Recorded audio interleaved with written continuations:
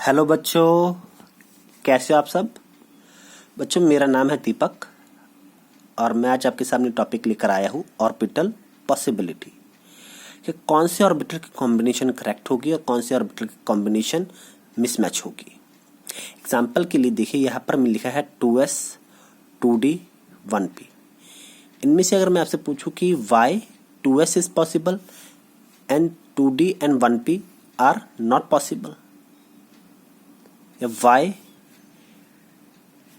3f is not possible but 4f is possible, तो उसका reason जानने के लिए टॉपिक बहुत इंपॉर्टेंट है। इसको आप अच्छे से समझिएगा और अपने नोट्स आप खुद बनाते रहिएगा। वीडियो को पॉज करके रिवाइंड करके, इन केस अगर आपको कोई डाउट हो तब आप कमेंट बॉक्स में अपना डाउट मेंशन कीजिएगा। बच्चों, ऑर्बिटल पॉसिबिलिटी के लिए आपको दो चीज़ें पता होनी चाहिए, एक n की वैल्यू और एक l की वैल्यू। L की वैल्यू देखिए, यहाँ पर एक लाइन है। L की वैल्यू जब आप लिखते हो तो कहाँ से शुरू होती है? 0 से, 1, 2 और मैक्सिमम वैल्यू कितनी होगी? n से एक वैल्यू कम। L की वैल्यू 0 से शुरू होगी और मैक्सिमम कहाँ तक जाएगी? n में से एक वैल्यू छोटी, यानी कि L start from 0 and goes to n-1। Example के लिए अगर n की वैल्यू आपके पास 2 है तो l की वैल्यू कहाँ से शुरू होगी? 0 से, और 2 में से 1 क्या बचा आपके पास? 1। ये आपके पास आएगी l की पॉसिबल वैल्यूज। इनमें से ये भी पॉसिबल हो सकता है, ये भी पॉसिबल हो सकता है।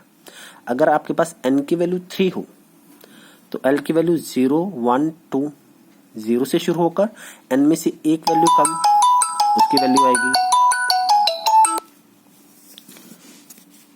ये टेबल आपके लिए है, यहाँ पर मैंने स्टार मार्क किया है, इसको आप नोट कर लीजिएगा। L की वैल्यू अगर 0 है तो ऑर्बिटल पॉसिबल होगा S। अगर L की वैल्यू 1 है तो ऑर्बिटल पॉसिबल होगा P। अगर L की वैल्यू 2 है तो ऑर्बिटल पॉसिबल होगा D। और इनकेस अगर L की वैल्यू 3 है तो आपके पास जो पॉसिबल ऑर्बिटल होगा वो होगा F ऑर्बिटल। इसको अपनी नोटबुक पे आप इसका टेबल बना लेना और इसको आपने याद रखना है। अब देखिए, हमने बात की थी L की, एक बार हम N की भी बात कर लेते हैं कि N can never be 0। n की वैल्यू हमेशा 1 से शुरू होगी और इसकी वैल्यू आगे न्यूमेरिकल वैल्यू तक जाएगी, क्योंकि n की वैल्यू नेवर बी 0 और n की वैल्यू सबसे कम वैल्यू क्या होगी? 1, और मैक्सिमम 4 भी हो सकती है, 5 भी हो सकती है, 6 भी हो सकती है, 7 भी हो सकती है। अब इसे कंक्लूजन देखो क्या निकलता है। एक पहला कंक्लूजन इसे निकलता है ये वाला, कि किसी भी केस में n की वैल्यू l से बड़ी होगी। जैसे हमने यहाँ पर लिखा था L की वैल्यू 0 होगी और मैक्सिमम n-1, तो उससे क्या पता चलता है कि n की वैल्यू L से बड़ी होगी। और n रिप्रेजेंट क्या करता है? n आपको बताता है प्रिंसिपल क्वांटम नंबर और L क्या बताता है? Azimuthal quantum number. बच्चों, जब आपका क्वांटम नंबर का टॉपिक आएगा तब आप इसके बारे में डिटेल से पढ़ोगे। और रिमेंबर, n की वैल्यू L से बड़ी है और n और L कभी भी इक्वल नहीं हो सकते। और अब हम चेक करते हैं यहाँ पर कि हमारे पास कौन कौन से ऑर्बिटल पॉसिबल होंगे। पहले मान लीजिए एग्जांपल के लिए मेरे पास आ गया 1s, यहाँ पर मैं लिखता हूँ 1s। अब देखिए, n की वैल्यू क्या आ गई मेरे पास? 1। जो सबसे पहले वैल्यू लिखी जाती है वो n की वैल्यू लिखी जाती है, उसके बाद क्या है मेरे पास s। अब अगर आपके पास s है तो s के लिए देखिए l की वैल्यू कितनी आती है मेरे पास? 0। तो l की वैल्यू कितनी आ गई? 0। यहाँ पे साइड पे लिखते हैं n equal to 1, l equal to 0। अब देखिए, क्या ये वैल्यू पॉसिबल हो सकती है? आप खुद सोचकर बताइएगा, क्या ये वैल्यू पॉसिबल हो सकती है? Yes, it is possible. क्यों? हमने क्या लिखा था यहाँ पर? देखिए, हमने लिखा था l की वैल्यू 0 से शुरू होगी और मैक्सिमम n में से एक माइनस होगी। जब आपके पास n की वैल्यू 1 आ गई तो l की वैल्यू क्या होगी? n-1, 1-1 क्या आ गया आपके पास? 0। l इज इक्वल टू 0, यानी कि ये कॉम्बिनेशन क्या आपके पास पॉसिबल है। सो 1s इज पॉसिबल। यहाँ पर मैंने टिक कर दिया, यहाँ पर मैंने टिक कर दिया। अब सेकंड हम केस लेते हैं कि मान लीजिए आपके पास आ गया 2s। अब देखिए n की वैल्यू कितनी आ गई? 2।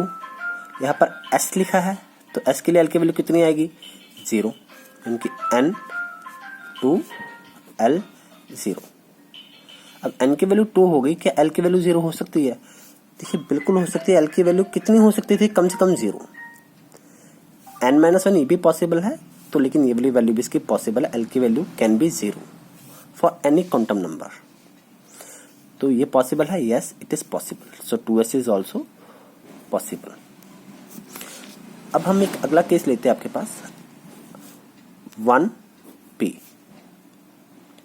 अब यहां पर n की वैल्यू कितनी आ गई आपके पास 1, n इज इक्वल टू 1, और p के लिए l की वैल्यू कितनी आ गई देखकर बताइए टेबल से। p के लिए मेरे पास l की वैल्यू आ गई 1। देखिए n भी 1 l भी 1, n और l इक्वल नहीं हो सकते, n और l कभी भी इक्वल नहीं हो सकते, ये वाला आपके पास पॉसिबल नहीं होगा orbital. 1p is not possible. इसी तरह से अगर आप लिखते हैं 2d, अब ध्यान से देखिएगा 2d, n की वैल्यू कितनी होगी मेरे पास 2, n की वैल्यू 2 हो गई, और d के लिए l की वैल्यू कितनी आएगी मेरे पास, टेबल से देखकर बताइएगा। d के लिए मेरे पास l की वैल्यू कितनी हो गई 2। ये तो यहाँ पर भी इक्वल आ रही है, लेकिन हमने क्या पढ़ा था कि n और l कभी भी इक्वल नहीं हो सकते, मतलब ये वाला कॉम्बिनेशन भी आपके पास पॉसिबल नहीं होगा। तो अब आपको शायद इसका आंसर मिल गया होगा कि why 2s is possible, 2d and 1p is not possible. अब एक लास्ट केस हम लेते हैं आपके पास। मान लीजिए आपने यहां पर लिखा है 2f, क्या ये ऑर्बिटल पॉसिबल होगा 2f? n की वैल्यू कितनी आ गई मेरे पास 2, और f के लिए l की वैल्यू मेरे पास कितनी आ गई, टेबल से देखकर बताइए फटाफट। l के लिए मेरे पास, f के लिए मेरे पास l की वैल्यू आ गई 3। अब देखिए यहाँ पर तो l n से बड़ा हो गया, जबकि किसी भी केस में n और l के बीच में कंपैरिजन करें तो किसी भी केस में, हर केस में n बड़ा होता है। यहाँ पर तो गलत हो गया, इसीलिए दिस इज नॉट पॉसिबल। क्योंकि आपका रिजल्ट तो ये कहता था आपको कि n is always greater than l। तो बच्चे इस तरह से आप पता कर सकते हैं कि आपके पास कौन सा ऑर्बिटल पॉसिबल होगा, कौन सा ऑर्बिटल पॉसिबल नहीं होगा।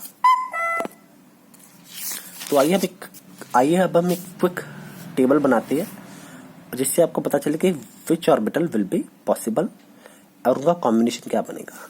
अगर n की वैल्यू 1 होगी तो l की वैल्यू क्या होगी 0, n की वैल्यू 1, l की वैल्यू क्या होगी 0, कॉम्बिनेशन क्या बनेगा 1s। देखिए ना यहाँ पर आपने जो पिछली बार टेबल बनाया था, क्या टेबल बनाया था, l की वैल्यू 0 1 2 3। तो ऑर्बिटल कौन सा बन रहा था आपके पास, ऑर्बिटल कौन सा बन रहा था s p d f। Principal quantum number की वैल्यू 1 तो क्या बन गया 1, l की वैल्यू 0 तो क्या बन गया s 1s। अगर n की वैल्यू 2 हो तो आपके पास l 0 हो सकता है, यस, क्योंकि आपके पास l का जो कॉम्बिनेशन वैल्यू थी 0 से शुरू होती थी और मैक्सिमम n-1 तक जाती थी, कि 0 to n-1, कि 0 भी वैल्यू हो सकती है तो क्या बनेगा 2s। अगर n की वैल्यू 2 हो तो l 1 भी हो सकता है तो क्या बनेगा 2p। अगर n की वैल्यू 3 हो तो 0 हो तो क्या बनेगा 3s, अगर 1 हो तो 3p, अगर 2 हो तो 3d। ये देखिए l की वैल्यू 2 है तो क्या बनता है आपके पास d, it means we get 3d। यहाँ पर आपके पास आएगा 3d। अगर n की वैल्यू 4 हो तो 0 भी पॉसिबल है, 1 भी पॉसिबल है, 2 भी पॉसिबल है, 3 भी पॉसिबल है, और आपके पास पॉसिबल ऑर्बिटल कौन से बनेंगे 4s 4p 4t 4f। ये सारे के सारे ऑर्बिटल क्या होंगे आपके पास पॉसिबल होंगे। तो बच्चों ये आपका आज का टॉपिक था कि कौन से ऑर्बिटल के कॉम्बिनेशन पॉसिबल होंगे और किसके कॉम्बिनेशन पॉसिबल नहीं होंगे। इसके साथ बच्चों एक छोटा सा टॉपिक और है आपका इसी के साथ का, energy of orbital. Energy of orbital, इसे हम n+l रूल भी कहते हैं। इनके जिस ऑर्बिटल की एनर्जी इसको आप प्लस करके जिसकी कम होगी वैल्यू, वो वाला ऑर्बिटल पहले भरा जाएगा, उसकी एनर्जी क्या होगी, कम होगी। जैसे एग्जांपल के लिए मेरे पास आ गया 1s और मेरे पास आ गया 2s। जब आप इनका कंपैरिजन करेंगे, इसके लिए n की वैल्यू कितनी आ गई 1, l की वैल्यू कितनी हो गई 0। जब आप n प्लस l जब इनको ऐड करो तो 1 प्लस 0, आपके पास कितना आ गया आंसर 1 आ गया। जब यहाँ पर आप ऐड करोगे n की वैल्यू कितनी होगी 2, l की वैल्यू कितनी होगी 0। जब आप n प्लस l यहाँ पर ऐड करेंगे तो क्या बनेगा 2 प्लस 0, क्या आ गया आपके पास 2। देखिए यहाँ पर वैल्यू 1 है, यहाँ पर वैल्यू 2 है। वैल्यू किसकी कम है 1s की। जिसकी वैल्यू कम है उसकी एनर्जी क्या है, लो है, तो वो वाला ऑर्बिटल पहले भरा जाएगा। इसलिए आपके पास कॉम्बिनेशन में क्या आएगा, सबसे पहले 1s, फिर क्या आएगा 2s। अब इसी तरह से आपके पास आ गया 2s एंड 2p, दो अलग अलग केस है। यहाँ पर देखिए n की वैल्यू कितनी आ गई 2, l की वैल्यू 0, n प्लस l क्या बन रहा है आपके पास 2 प्लस 0, कितना आ गया वैल्यू 2। जब यहाँ पर देखेंगे n की वैल्यू 2 और l की वैल्यू p के लिए कितनी आएगी 1, तो आपके पास क्या बनेगा combination n plus l, 2 plus 1 कितना आ गया 3। अब वैल्यू कम किसकी है, इसकी वैल्यू टोटल कम आ रही है, तो इसकी एनर्जी क्या है, कम है। पहले ये वाला ऑर्बिटल भरा जाएगा, फिर 2p की भरी आएगी, तो क्या आएगा 2s के बाद क्या आएगा आपके पास 2p आएगा। लेकिन अब देखिए प्रॉब्लम किस में आती है आपको, प्रॉब्लम मान लीजिए आती है आपको 3D और 4s में। अब यहाँ पर जब आप इनको ऐड करके देखेंगे, n की वैल्यू 3, l की value 2, n plus l 3 plus 2 कितना आ गया आपके पास 5। यहाँ पर n की वैल्यू कितनी आ रही है 4, l की value 0, l comes out to be 0, तो n प्लस l के लिए वैल्यू कितनी आ रही है 4 प्लस 0 कितना आ गया आपके पास 4। अब 5 बड़ा है कि 4 बड़ा है, 5 बड़ा है, तो छोटा कौन सा 4, मतलब 4s के लिए 4 अर्थ है, इसकी एनर्जी कम है, पहले ये वाला ऑर्बिटल भरा जाएगा, 3D नहीं भरा जाएगा। 3D कब भरा जाएगा 4s के बाद। लेकिन अगर किसी केस में वैल्यू मान लीजिए सेम आ रही है, मान लीजिए किसी केस में वैल्यू सेम आ रही है, तब उसके लिए आप सिर्फ n की वैल्यू चेक करेंगे कि किस में n की वैल्यू कम थी। जैसे एग्जांपल के लिए आपके पास आ गया 3D एंड 4p। अब यहाँ पर वैल्यू चेक कीजिए, n की वैल्यू 3, l की वैल्यू 2, n प्लस l कितना आ गया 3 प्लस 2 5, 3 प्लस 2 वी गेट 5,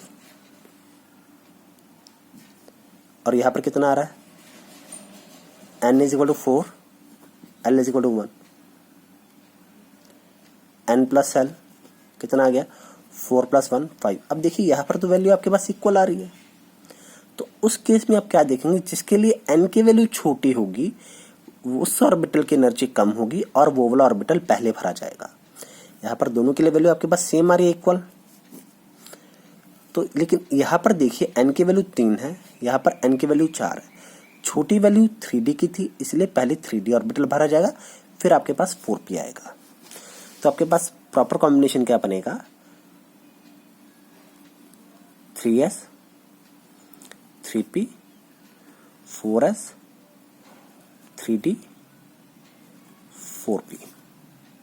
तो बच्चों ये आपके ऑर्बिटल का सीक्वेंस है, इसी सीक्वेंस में आपके ऑर्बिटल भरे जाएंगे, और बाकी के भी आप ऑर्बिटल चेक कर सकते हैं कि किसकी एनर्जी कम होगी। जिसकी एनर्जी कम होगी वो वाला ऑर्बिटल पहले भरा जाएगा, और जिसकी एनर्जी ज़्यादा होगी वो वाला ऑर्बिटल बाद में भरा जाएगा। बच्चों अगर आपको वीडियो अच्छा लगा हो तो इसको लाइक कीजिएगा और इस चैनल को सब्सक्राइब कीजिएगा, और अगर आपका कोई भी डाउट हो तब आप कमेंट बॉक्स में मेंशन कीजिएगा। थैंक यू बच्चों।